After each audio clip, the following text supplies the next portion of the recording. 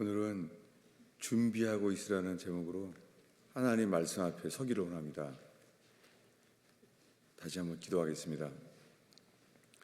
예수님, 저희가 예수님의 이름만을 의지하며 예수의 이름을 찬양하며 주님만을 바라며 저희가 당신을 예비하나이다. 주님, 이제 주의 말씀을 펼 때에 주님 저희의 마음을 열어서 깨닫게 하시고 긍휼히 여겨주시기를 기다립니다. 주님, 저희의 영과 혼과 육체 가운데 역사하시옵소서. 주님, 주님만이 행하실 수 있는 일을 바라나이다. 그래서 저희가 주님께 영광 돌리게 하옵소서. 예수님의 이름으로 기도하였습니다.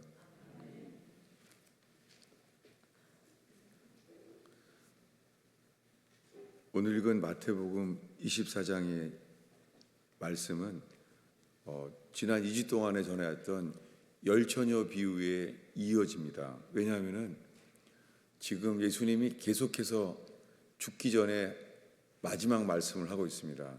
예수님은 이제 이틀 뒤에면 십자가에 죽을 것을 예수님은 미리 아셨습니다. 지금 갈릴리에 사시는 예수께서 6월절이기 때문에 지금 예루살렘에 올라오셨어요. 그리고 이제 이틀 뒤에면 예수님은 십자가에 못 박혀 죽습니다. 그때 하신 말씀이에요. 그때 하신 말씀 중에 우리는 지난주에 이어서 열처녀 비유를 읽었습니다. 열처녀 비유는 다들 예수님을 신랑이라고 믿는 사람들의 이야기예요. 다 예수 믿어요. 그런데 다 예수를 믿는데 기름이 모자란 사람들이라고 있습니다. 지혜로운 처녀들은 기름을 따로 준비를 했습니다. 그런데 어리석은 처녀들은 기름이 모자랄 수밖에 없다고 나와 있습니다. 왜냐하면 준비되지 않았습니다. 그래서 준비되지 않았기 때문에 주님은 그들의 기름이 꺼졌을 때 놀랍게 이 기름이 준비된 사람과 준비되지 않은 사람들을 구별하셨습니다. 그래서 신랑이 온다는 소리를 듣게 되었을 때 기름을 팔아 갔다 온 사람들, 기름이 없으니까 사러 갔다 온 사람들. 근데 주님은 그때 이 예수님이, 이 신랑이 그들과 함께 혼인잔치에 들어갔습니다. 여러분, 지금 말하는 모든 사람들 예수 믿는 사람들이에요. 그리고 등불을 킨 사람들이에요. 그러니까 구원의 시작은 어린 양의 피를 칠하고 그 어린 양의 피만을 의지했을 때 우리는 출애굽을 하게 하십니다.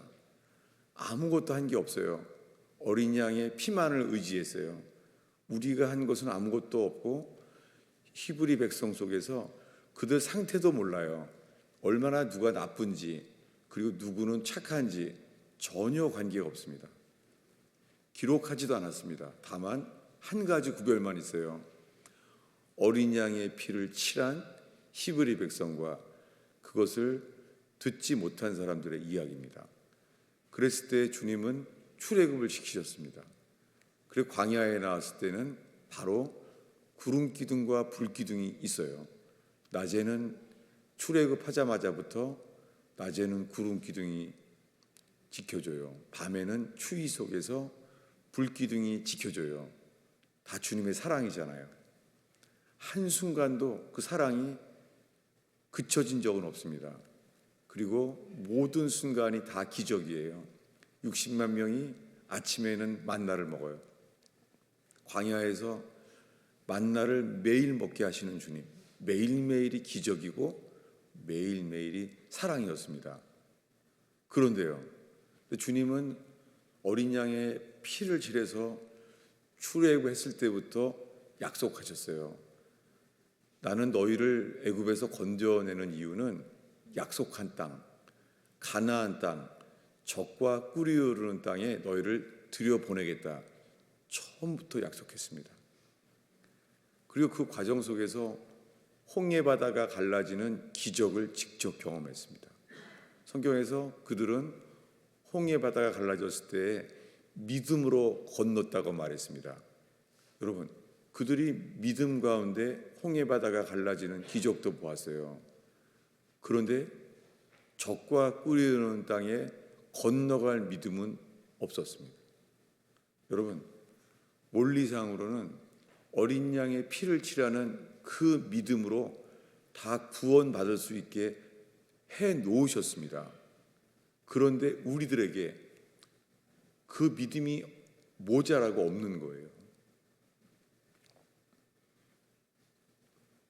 이것을 예수님은 이 열처녀 비유를 통해 죽기 직전에, 죽기 이틀 전에 이 설교를 하셨지만, 이 설교는 예수님이 처음부터 하신 말씀입니다. 언제입니까?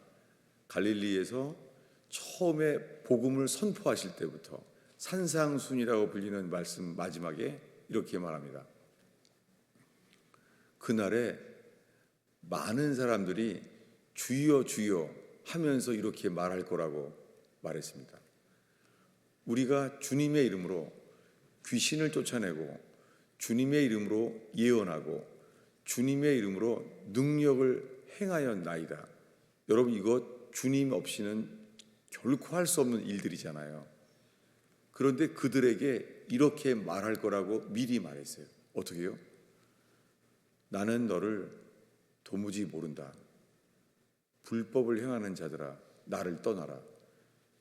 어떻게 예수의 이름으로 귀신을 쫓는 것을 불법이라고 말해요? 예수의 이름으로 예언하는 것을 불법이라고 말했어요.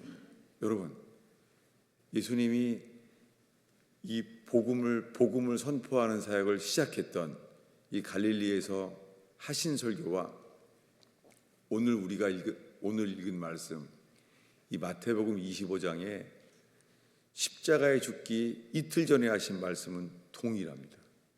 다 믿는 사람들이라는 거예요. 그런데 준비되지 않았다는 거예요. 그들은 다 믿는 줄로 생각했어요. 우리는 주를 믿는다는 거예요. 여러분, 수많은 사람들이요, 나는 예수를 믿는다는 거예요. 현재.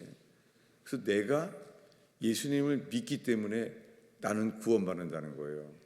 근데 여러분, 주여 주여 한다고 구원받지는 못합니다. 그런데 로마서의 사도 바울은 이 모든 것을 다 아는데도 이렇게 말합니다.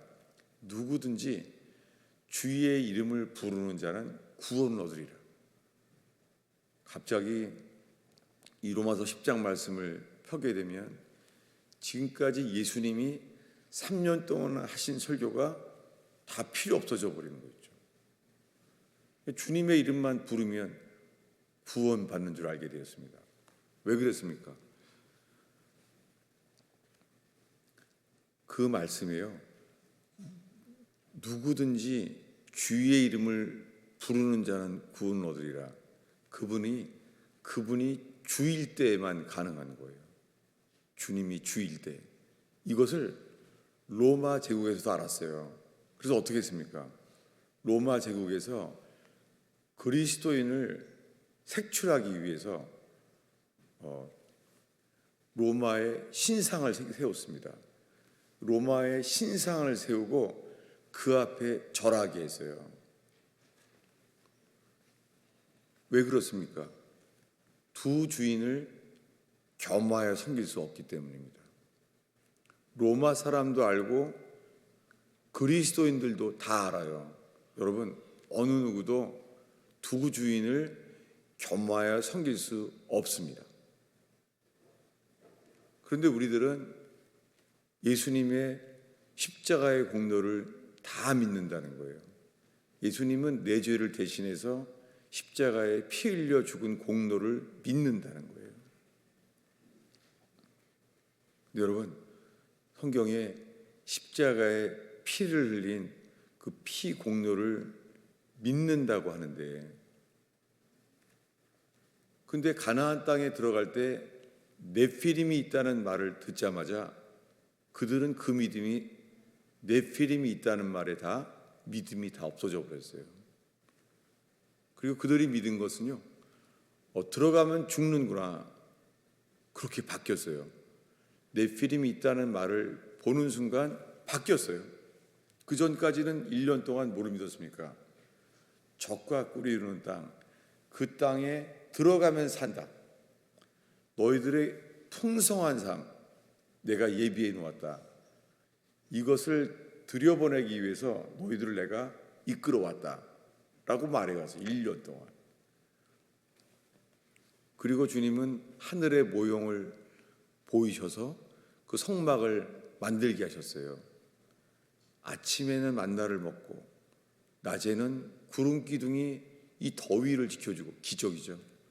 밤에는 사막은 추워요. 밤에는 불기둥으로 지켜줘요. 여러분, 모든 게 주님의 사랑이고 주님의 기적이에요. 여러분,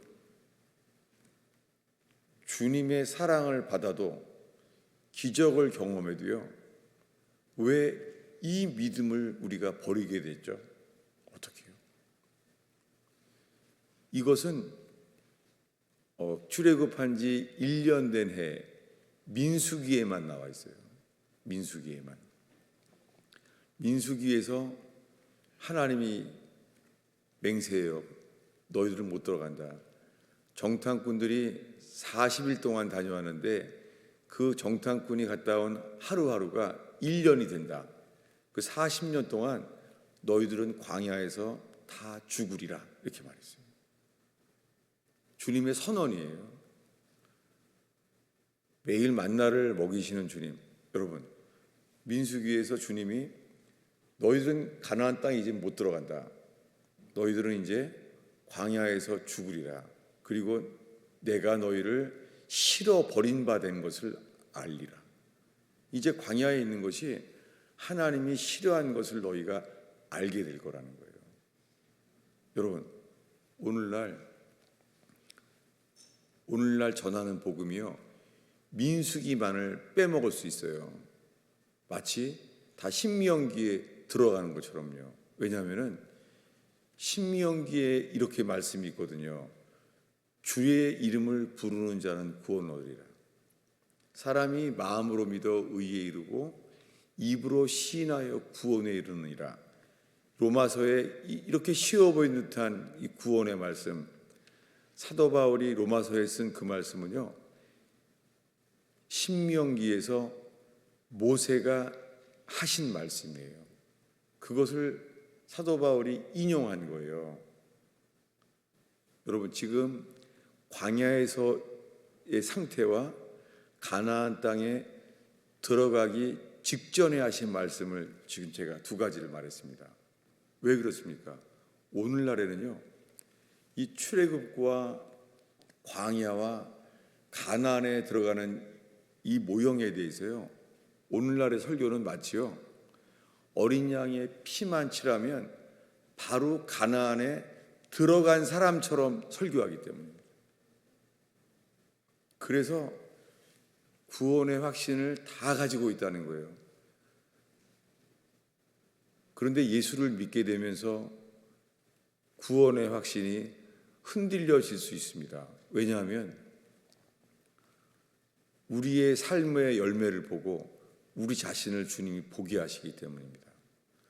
우리 입에서 나오는 것이 우리가 알 수 있어요. 여러분, 육에서 난 것은요, 육신일 뿐입니다. 바꿀 수가 없고 감출 수가 없어요. 육에서 난 것은 다 육이에요. 영으로 태어난 것만 영이에요. 성경에서는 이것을 구원이라고 말합니다. 여러분, 평생 예수를 믿어도요, 어렸을 때부터 모태신앙일지라도요, 우리 힘으로 죄를 이길 자는 없습니다. 그러나 주님이 약속했습니다. 뭐냐면 어떤 자들은요, 죽음도 이긴다는 거예요. 죽음을 두려워함도 주님은 이기게 만든다는 거예요. 그런 과정 속에서 루터는 이 겁쟁이였던 루터는요, 죄를 이기지 못해서 너무너무 괴로워했어요. 그는 고해성사를 아주 열심히 했던 신부였습니다.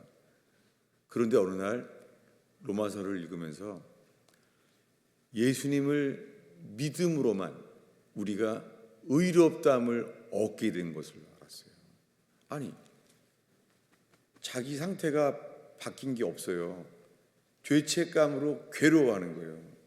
자기의 죄만 매일매일 괴로워한 사람이에요, 마틴 루터는.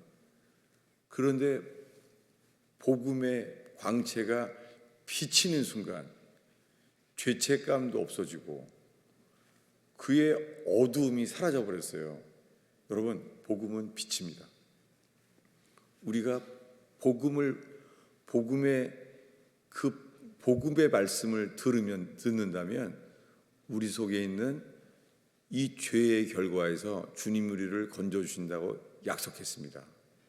이것이 니고데모가 어떻게 해야 거듭날 수 있습니까? 그리고 대화 중에 니고데모가 어떻게 사람이 거듭날 수가 있겠습니까? 그게 불가능하지 않습니까? 라고 말했을 때 예수님이요, 민수기 이야기를 인용했어요. 어떻게 해요? 모세가 광야에서 뱀을 든 것 같이 인자가 들려야 하리라. 이것은 니고데모가 불가능하다 하는 절망 앞에서의 답이라고 말하는 거예요. 할 수 있다. 어떻게 해요? 광야에서 뱀을 든 것 같이 그를 쳐다본다면, 그를 바라보기만 한다면 할 수 있다는 거예요. 그때 주님은 그들의 죄를 알게 하시려고 불뱀을 보냈어요. 그 불뱀을 보았을 때 알게 됐어요. 우리가 주께 범죄하였나이다. 그 불뱀을 보면서 하나님의 진노를 알게 되었는데 그로 인하여 그들이 회개케 됐어요. 그래서 말합니다. 우리가 범죄하였나이다. 근데 그들이 이렇게 말합니다. 이 뱀들을 떠나가게 하소서. 여러분, 혹시 우리들이 구원받기를 원하면서 우리의 기도가요, 우리 죄로 인한 결과, 이 불뱀, 이 죄로 인한 결과를 떠나가게 하소서 라고 말할 수 있습니다. 답은 뭐예요? 불뱀을 떠나가게 하소서. 그것은 육의 본성에서 나오는 육의 바람이죠. 뱀을 떠나가게 하소서. 주님의 답은 뱀을 떠나가게 하는 것이 아니라 나를 바라보라 해요. 모세가 뱀을 든 것 같이 인자가 들려야 하리니 쳐다본즉 살리라. 여러분, 우리는 생각해요. 주님, 우리 삶 속에 사단의 영향력, 사단의 우리를 죄의 노예를 만드는 이 영향력, 이걸 떠나가게 하십시오. 떠나가게 해주세요. 어쩜 우리 기도가 그럴지 몰라요. 떠나가게 해주세요. 우리의 삶 속에 이 우리를 죽게 만드는 불뱀, 이 불뱀을 떠나가게 해주세요. 근데 주님의 답은 뭐예요? 나를 바라보라는 거예요. 놋뱀을 바라보라는 거예요. 여러분, 광야에서요, 놋뱀, 이 놋으로 만든 이 뱀은요, 빛이에요. 광야에서 유일한 빛이에요. 그 빛을 쳐다본즉 살 거라는 거예요. 그것이 뭐죠? 그것이 십자가에 못 박혀 죽을 예수님의 미리 말하는 거죠. 예수님은 3년 뒤에 이제 십자가에 죽어요. 근데 니고데모에게 말하는 거예요. 모세가 광야에서 뱀을 든 것 같이 인자가 들려야 하리니. 놀랍게요, 이 니고데모는 우리가 어떻게 거듭납니까? 라고 말하면서 대화를 하는 동안에요, 인자가 들려야 한다, 인자에 대한 관심은 없었어요. 아니, 그 인자가 누굽니까? 라고 물어봐야 되잖아요. 여러분, 이것이 현재 수많은 교인들의 상태예요. 뭐냐면 우리가 어떻게 거듭날 수가 있겠습니까? 니고데모의 관심처럼. 아니 우리 상태가 이런데 죄에 묶여 있고 게다가 죄를 사랑하고, 여러분 우리 세상 못 버려요. 왜냐하면 세상을 얼마나 사랑하는데요. 왜 아멘을 안 해? 얼마나 사랑해요. 여러분 미니 시리즈 드라마 어떻게 해요? 드라마 사랑하면 안 되는데, 여러분 이미 사랑하는데 어떻게 안 봐요? 여러분 텔레비전 끌 수는 있어요. 근데요, 그 다음에 어떻게 되는 거지? 안 볼 수는 있어요. 안 볼 수 있는데 뭐예요? 그 드라마를 사랑하는 것을 멈출 수는 없어요. 불가능해요. 그 니고데모는 이러는 거예요. 어떻게 우리가 다시 태어날 수가 있겠습니까? 주님은요, 인자가 들려야 하리라. 쳐다본 즉 삽니다. 그런 관심이 누구에 대해요? 인자가 들리면 거듭날 수 있다고요? 인자가 누굽니까? 여러분 요한복음 전체는요 인자에 대한 이야기입니다. 인자가 들릴 때가 오나니 인자가 영광을 나타낼 때가 왔다. 요한복음 전체는 관심이 인자의 관심을 갖기로 하는데요, 수많은 사람들이요 요한복음을 읽으면서요 어떻게 해야 거듭난다는 거지? 내가 거듭나야 되는데 내가 어떻게 해야 구원받을 수 있어서 거듭나게 되지? 여러분 우리의 관심은 누구에 대해요? 십자가에 매달려 죽으러 오신 예수뿐입니다. 그분을 바라볼 때 십자가에 못 박힌 예수님이 우리를 그 빛으로 쳐다본 즉 살리라. 누구에게요? 뱀에게 물린 자마다 쳐다본 즉 살리라. 여러분 우리 상태가 지금 뱀에게 물린 상태입니까? 여러분 지금 상태가 지금 드라마에 물린 상태입니까?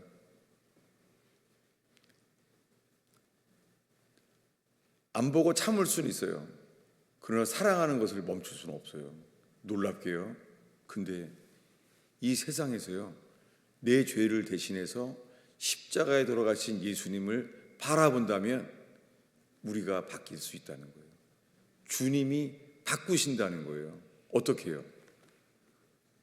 그 드라마를 사랑하는 옛 사람을 주님이 벗어버리게 하신다는 거예요.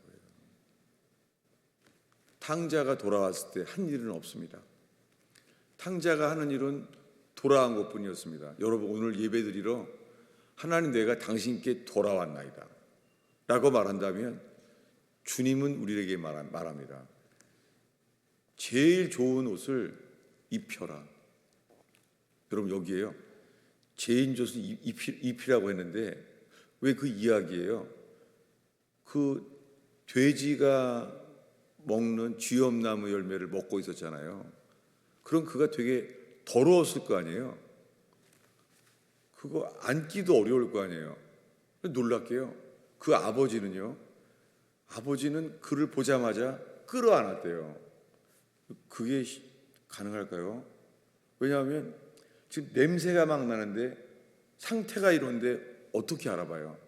놀랍게 그 아버지는 그 더러운 냄새가 나는 사람인데도 그는 그녀 아들인 거예요.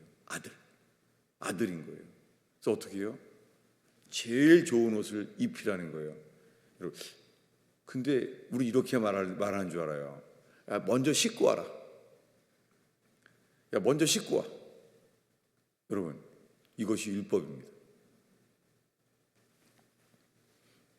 그래서 십자가에 이루어 놓으신 주님께 완전히 안기지 못하는 것을 알게 됐어요.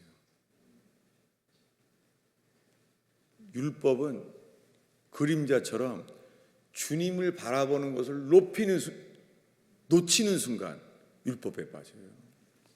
마치 제가 씻고 오겠습니다. 죄송합니다. 씻고 오겠습니다. 여러분, 근데 그 아버지는 먼저 씻고 오란 말을 하지 않았습니다. 그저 제일 좋은 옷을 입혀라. 그 다음에는요, 신을 새로 신으라는 거예요. 그리고 아니 지금 돌아왔잖아요. 근데 뭘 해요? 반지를 끼우라는 거예요. 아니 지금 반지를 모터로 끼워야지 반지를요. 왜 그렇습니까? 너는 아들이다. 이렇게 탕자가 다시 회복되는 순간, 여러분 오늘 우리가 십자가에 못 박히신 주님께로만 돌아오려고 왔다면 지금 그 탕자가 겪은 놀라운 은혜, 새 옷을 입히고 새 신을 신기고 반지를 끼워주는 역사가 자격이 없는 우리에게 은혜로 주실 줄로 믿습니다. 여러분, 우리가 2주 동안 예수님이 십자가에 죽기 전에 열처녀 비유를 읽었어요. 근데 그 열처녀 비유 중에서 준비된 자들이 그 신랑과 함께 들어갔다는 말씀을 우리가 나눴습니다. 근데 오늘 말씀은 똑같은 거예요. 우리 마태복음 24장 44절을 읽겠습니다. 읽습니다. 그러므로 너희도 준비하고 있으라. 생각하지 않을 때에 인자가 오리라. 여러분, 준비하는 것, 이 준비하는 게 이게 회개예요. 준비하는 것이 회개입니다. 이런 열처녀 비유 이전에요, 혹시 기억나기를 바라는데요, 이 마태복음 24장 앞에 마태복음 22장을 설교했어요. 22장 얘기는 뭐냐면요, 천국은 마치 아들의 혼인잔치를 준비한 어떤 임금과 같다는 거예요. 근데 아들의 혼인잔치를 초대했는데 아무도 원치 않는다는 거예요. 그게 세상을 사랑하는 현재의 모든 사람들의 유괴 상태를 가리키죠. 그래서 그 임금이 아들의 혼인잔치를 위해서 악한 자나 선한 자나 누구든지 데리고 오라는 거예요. 누구를요? 악한 자나 선한 자나. 누구를 위해서요? 아들의 혼인잔치를 위해서. 임금이. 여러분, 그래서 혼인잔치를 오게 하는 거예요. 자격이 없는데. 여러분, 우리들은 자격이 없습니다. 우리는 우리 자신을 알면 알수록요, 우리가 살아온 삶을 볼 때에요, 우리는 분명히 천국에 들어갈 자격은 전혀 없습니다. 그리고 이것을 깨닫게 되는 것이 회개입니다. 여러분, 복음의 광채가 비춰질 때 또한 우리가 알게 되는 것이 우리는 천국에 들어갈 자격이 전혀 없다는 거예요. 그런데 이런 복음이 들리는 거예요. 뭐예요? 악한 자나 선한 자나 아들의 혼인잔치에 다 오라고 했다는 거예요. 자격이 없는데. 누구를 위해서요? 아들의 혼인잔치를 위해서. 이 마음이, 이 임금의 마음, 아들의 혼인잔치를 준비하는 이 임금의 마음, 여러분 이 시간에 이것이 하나님 아버지의 마음이잖아요. 이것이 우리 속에, 이 복음이 정말 이것을 주님이 우리에게 원하시는구나. 그리고 그 탕자에게 옷이, 새 옷을 입혀지고 새 신이 신겨지고 반지, 아들을 가르치는 이 반지가 끼워질 때 이 복음의 누림, 나는 아무 자격이 없는데 아버지가 다 해놓으셨구나. 어떻게 해요? 여러분, 그 혼인잔치를 준비한 그 고기들, 그게 뭐예요? 그게 죽임당한 어린 양이에요. 놀랍게 하나님 아버지께서요, 자기 아들을 죽게 하셨어요. 하나님 아버지께서 자기 아들이 율법에 의해서, 제사장에 의해서 죽임을 당하는데요, 아버지가 가만히 있었습니다. 여러분, 그 놀라운 사랑 쉽지는 않습니다. 왜냐하면은 그럼 하나님이 언제 우리 죄 때문에 진노하시죠? 정말 이건 저는 모르겠어요. 왜냐하면 어떤 것이 우리에게 나타날 때에 우리가 회개하여 거듭남을 얻게 될지 정말 모르겠어요. 저 정말 모르겠습니다. 다만 이 시간에 내가 좋아할 만한 말씀만 붙잡는 것이 아니라 주님이 우리에게 주시고자 하는 말씀에만 반응하는 저와 여러분 되기를 축원합니다. 정말 모르겠습니다. 우리가 오늘 읽은 말씀에는 이런 거예요. 노아의 때와 똑같다는 거예요. 노아의 때가 뭐예요? 하나님이 사람 지은 것을 후회하셨어요. 하나님이요. 이게 뭐예요? 하나님은 이미 물로 심판하기로 작정하셨습니다. 그리고 이것이 의의 사람 노아에게 주님이 말씀하셨어요. 방주를 만들어라. 이게 뭐예요? 다 죽이겠다는 거예요. 이것 자체가 주님의 메시지였죠. 방주를 만들면 완성되는 순간 다 심판을 받게 되는 것이죠. 그런데 이 방주가 만들어져서요, 방주가 들어갈 때까지 사람들은 어때요? 이럴 거라는 거예요. 우리 38절, 39절을 읽겠습니다. 읽습니다. 홍수 전에 노아가 방주에 들어가던 날까지 사람들이 먹고 마시고 장가들고 시집가고 있으면서 홍수가 나서 그들을 다 멸하기까지 깨닫지 못하였으니 인자의 임함도 이와 같으리라. 여러분, 그때는 물심판이었는데요, 지금은 불심판이 다가와요. 지구가 뜨거워지고 있어요. 그리고 지구는 소돔 고모라와 똑같이 정말 불심판에 합당한 시대가 되고 있습니다. 소돔 고모라의 불심판이 결정적으로 일어났을 때는 동성애 때문이었습니다. 지금은 그러한 때가 되고 있습니다. 지구에 불심판이 다가온다는 것이 지금 과학자들을 통해서도 이 말씀에 이루어지고 있는 것을 보고 있습니다. 여러분, 인자가 올 때가 다 되고 있습니다. 그런데 어떤 사람을 주님이 구원하십니까? 도대체 어떤 사람을 구원하십니까? 그들은 39절에 다 멸하기까지 깨닫지 못하였으니, 여러분, 다 멸할 때까지 깨닫지 못해요. 근데요, 혹시나 방주가 다 만들어지는 거예요. 혹시나 그 복음에 반응을 해서요, 만약에 방주에 들어갔다고 생각해 보십시오. 우리가 다 같이 방주에 들어간 거예요. 여러분, 방주에 들어갔을 때 어떤 느낌이 올 것 같아요? 방주에 들어가면 여러분, 그 당시가 노아의 방주 때가, 그 시대가요, 친환경 자연이었어요. 아주 놀러 가면 딱 좋을 때예요. 내셔널 파크예요. 다 아름다웠어요. 다. 근데요, 방주에 들어가면 어떻겠어요? 느낌이. 여러분, 방주가 창문이 없어요. 대낮에도 칠흑같이 어두워요. 창문이 없어요. 캄캄해요. 지붕만 있어요. 알 수 있는 것은 비가 오나 보구나. 그 방주에 들어가면은요, 오히려 흑암이에요. 죽을 것만 같아요. 방주 바깥에 보면은 살 것 같아요. 왜 그렇습니까? 그 방주 자체가 보이는 것이요, 우리 모두가 하나님의 진노 아래 있다는 것을 알게 하시는 거예요. 이것을 깨닫는 자만 주님이 노아가 전한 복음을 통하여 우리를 회개케 하시는 거예요. 여러분, 회개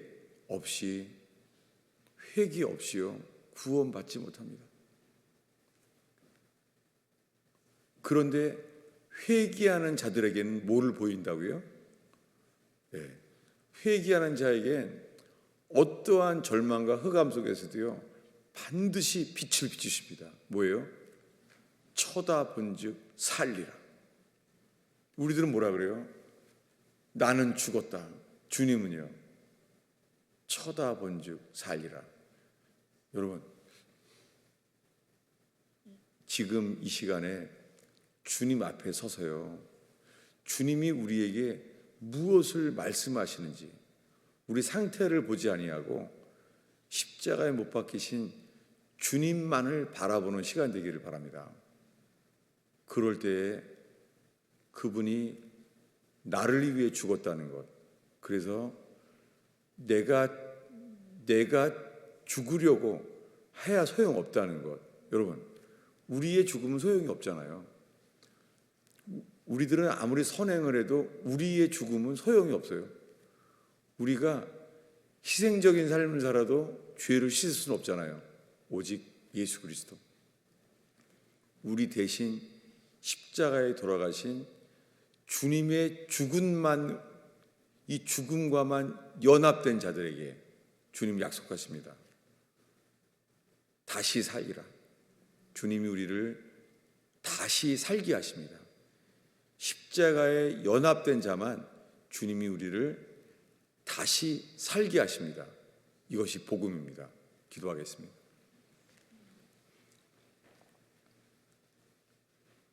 예수님, 저희는 혼인잔치에 들어갈 자격이 없는 자들입니다. 오 주님, 우리를 대신하여 십자가에 돌아가신 예수 그리스도, 주님, 저희가 믿음으로 그 죽임당한 어린 양의 고기를 먹으러 모였습니다. 오 주님, 우리의 죽음을 죽으신 예수 그리스도에 대한 찬양과 감사로 주님, 죽임당한 어린 양의 고기를 나누는 예배되게 하옵소서.